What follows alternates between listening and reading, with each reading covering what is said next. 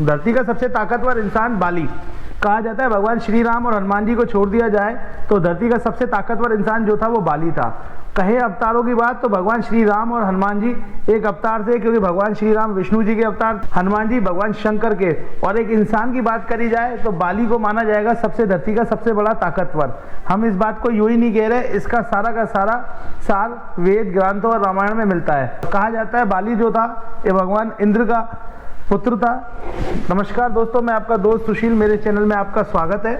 आज हम बात कर रहे हैं बाली की, जो इस धरती का मृत्यु लोक का सबसे ताकतवर इंसान माना जाता है।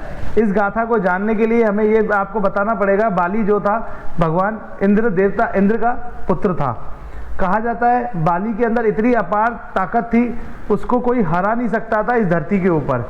उसका एक कारण ये भी है, जो कि बाली जो था वो सुबह से नित्य दिन तीनों लोकों की परिक्रमा, समुद्र तटों की पूरी की परिक्रमा करके और सूर्य देव की उपासना करता था। उसकी भक्ति में इतना बल था, ब्रह्मा जी ने उसे खुद एक वरदान दिया था कि वो जिससे भी लड़ेगा उसकी आधी ताकत क्षीण हो जाएगी और वो आधी ताकत बाली के अंदर आ जाएगी। एक दिन की बात बताता हूँ, नारद जा रहा था रावण के यहाँ भोज पे, क्योंकि रावण ने एक भोज बुलाया था, उसने इंद्र पे विजय पा ली थी।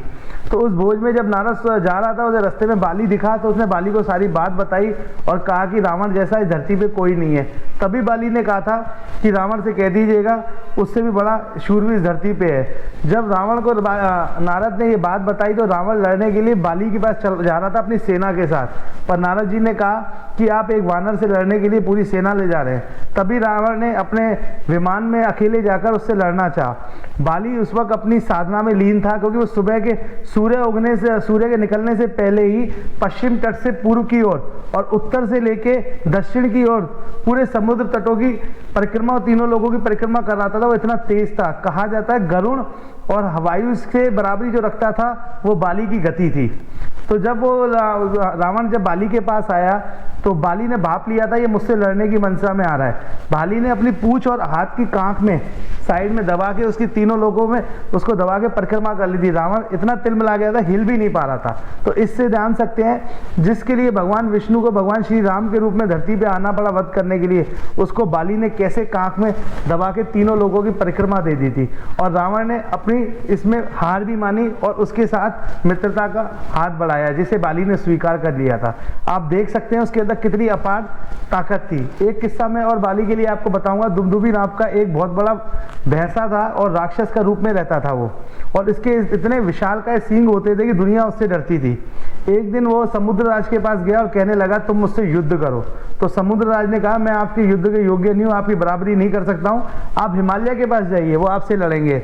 जब वो हिमालय पर्वत के पास गया तो हिमवान ने कहा कि मैं भी आपसे नहीं लड़ सकता हूँ, मैं तो यहाँ संतों के साथ रहता हूँ, कृपा करके आपसे लड़ने के योग्य एक इंसान है किष्किंधा राजा बाली, आप उसके पास जाके लड़िए।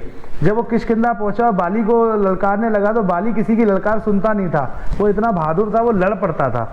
और ऐसे ही हुआ, बाली जब आया उसने उस भैंसे की पूंछ को उठा के उसको इतनी दूर तक फेंका, 1 योजन दूर तक जाके गिरा और उसकी मृत्यु हो गई।